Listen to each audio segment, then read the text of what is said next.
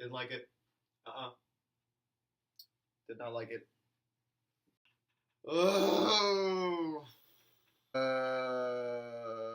How's it going, everybody? My name is Christian Zapata, and today I'm going to be giving my biased opinion on the recent show Maniac, starring Jonah Hill and Emma Stone on Netflix. And I'm pretty much going to outline some of the problems that I had with this series. I thought that from beginning to end there was a lot of inconsistency. I thought that a lot of the characters were just rehashed from things that had already been done before and put in this weird synth pop kind of Ex Machinima meets Inception meets trippy dream sequence type show. So I'm going to be going over some of those things today. If you haven't watched the show but are just interested in hearing some of this critique, then please do follow me on this journey down the rabbit hole. So one of my first issues with the show is its theme. We open up in what seems like it could be either Seattle or New York. I think it might be Seattle, but I'm not sure. And Jonah Hill's character is very clearly not in the current day. It seems like it's a future that's not too far removed, but definitely not right now. I kind of felt like it was just 5, 10 years down the road. There was nothing so stand out that I said, this is a totally altered timeline. I felt like everything that was being done just to portray it as a future, not today, but wasn't going out of its way to say this is a dystopian, this is something that may or may never happen, or these might be the consequences of a society that has gone down the wrong path. There were the dogs who pick up dog poop, which I have to admit were pretty cool. Actually, the robots that pick up dog poop, not dogs that pick up dog poop. Yes, thank you for that.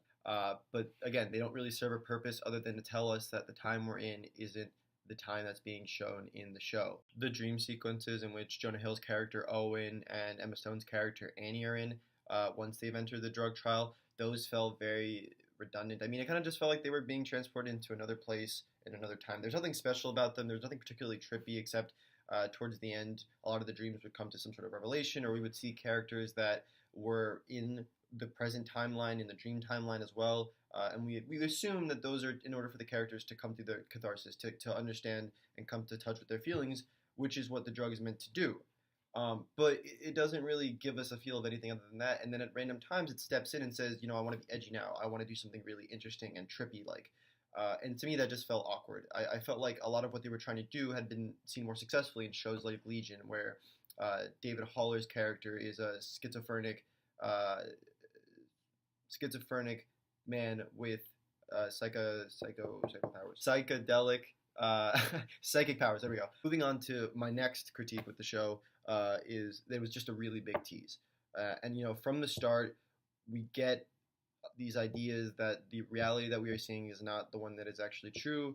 We are teased with the fact that Owen is much more paranoid and much more schizophrenic than he himself thinks. Very trippy things start to happen. So right off the bat, the show is kind of pushing these ideas that what you're about to see is going to really question reality from fiction, and if there really is a difference between the two, and then doesn't deliver on them, because Owen's episodes don't reoccur throughout the episode very often, and when they do, they're within the dream, and when they're within the dream, is it really even an episode? I mean, yes, I guess we could argue that the drug is inducing the episodes, and this is like, again, the catharsis that we're trying to see throughout the show, but there's really nothing about it that to me stands out. Why can't you just appreciate things for their artistic nature? The point of the show is to have fun, not be serious.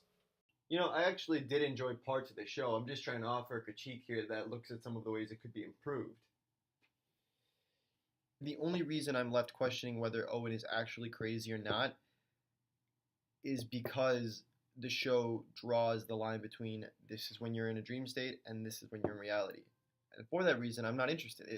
The idea is totally lost on me, because it would have been fun for me to play with, is everything we're seeing a lie? Is Owen actually just imagining all of this? But there's never really that sort of convincing, there's never that much of a convincing argument for me to think that what I'm seeing isn't real.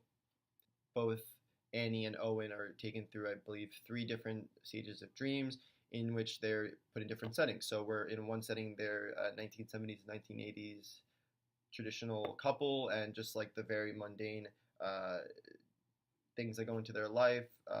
They're playing different people, but it's very easy to see that their personal traumas are being reflected in those characters. And if anything, I think the least fantastical and dreamlike of the dreams that they were in was the most interesting to me, because it related to real issues, and they were able to talk about what they were feeling through other people. But by the end of it, I was put in a very clearly a very big ripoff of Game of Thrones type dream in which Owen's character turns into an eagle and things kind of just get out of hand, and I'm not really getting with the main things that they're trying to get me to grapple with, which was that Annie felt really guilty about her sister. And one of my last critiques about the show is the takeaway. By the end of it, we've seen Owen grapple with his hallucinations so much that we as the viewer don't even really know what's real or not. And this is different from what I said earlier that I felt like I knew exactly when I was in a dream and when I wasn't in a dream. Because while that is true, by the end of it, they've worked through this entire process and you're kind of hoping for the best and thinking, okay, I've just seen all this. Clearly, they're going to have to question my sense of reality, or clearly, there's going to be some sort of twist or some plot because why else would I have been worked through this entire elaborate process that really didn't even need the elements that were placed in it? I didn't need to have them be in a drug trial to say these two strangers met out of complete coincidence and everything in their situations would have made it so that they didn't come together, but at the end of the day, they did, and there's something special about that. That's all I needed. I didn't need this entire setup for it. So by the end of it, you're kind of thinking there's got to be a payoff here. Something has to happen. But something does happen. Owen and Annie both come to terms with their trauma because of each other. So even though they're not together, they're still together. I mean, we see them build a friendship. Maybe at times it's an awkward relationship, but they're still together. They helped each other through it. Is that not enough? Not when the success of the show is predicated on their success as a couple. Even from the very beginning, we were pretty much told that these two were meant to be together for some reason. Now, I like the idea that maybe some of us are just meant to be together as friends and are at the point at which we are today because of that, but that's not how the show wrote it. My biggest problem with this is that the entire show is built on the idea that every one of us has a destiny. It's the whole reason why we follow Owen and Andy so eagerly throughout their adventures. We can't wait to see how these star-crossed lovers will find themselves in each other's life or death, and instead we settle for a friend zone. And it's supposed to be fun because in the end it was friendship that saved Owen from his depression, right? No. I understand that some of what the show is trying to say is that relationships can't be the answer to our problems and that we shouldn't rely on other people for our own support, but should still be there for them, if not as romantic others, then at least as friends. But this was sold as a love story from the beginning, and I don't think it's noble to fall through on audience expectations just to avoid a cliche ending. So that's been my critique of Maniac so far. I hope you guys liked it. I hope that there was something that I said that might have resonated with you. If you have watched the show, I would love to hear some of what you have to say about it. And if you haven't, then I definitely recommend it. I hope I didn't spoil too much. Try to stay away from any big drops, but I think that whether you like it or not, clearly I have my thoughts about it, that there is still something we can learn here. Whether that is that we enjoyed the show and we like the direction it took, or that there is definitely room to improve, and we should not let Hollywood get away with it. Thanks, guys.